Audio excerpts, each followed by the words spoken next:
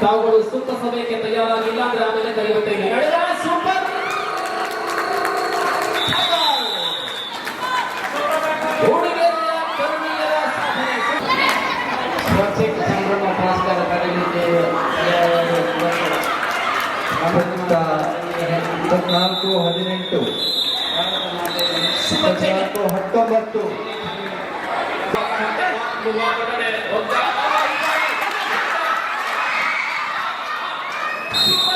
24-18 19 ಆಶಾ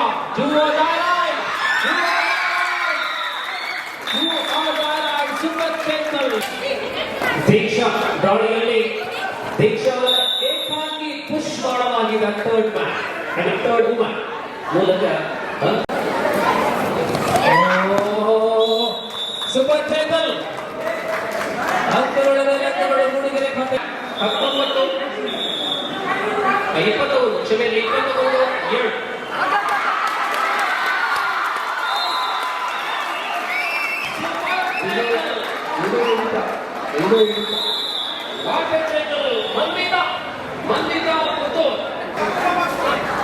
ದಾಳಿಯಲ್ಲಿ ವಾಮನ ಪದವು ಜಿಎಫ್ಸಿ ಶ್ವೇತಾ.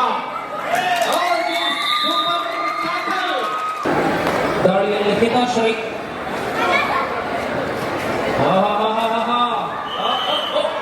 ಸೂಪರ್ ಟೆಕ್ನಲ್ ಹಿತಾಶ್ರೀ ಬಂಧನ.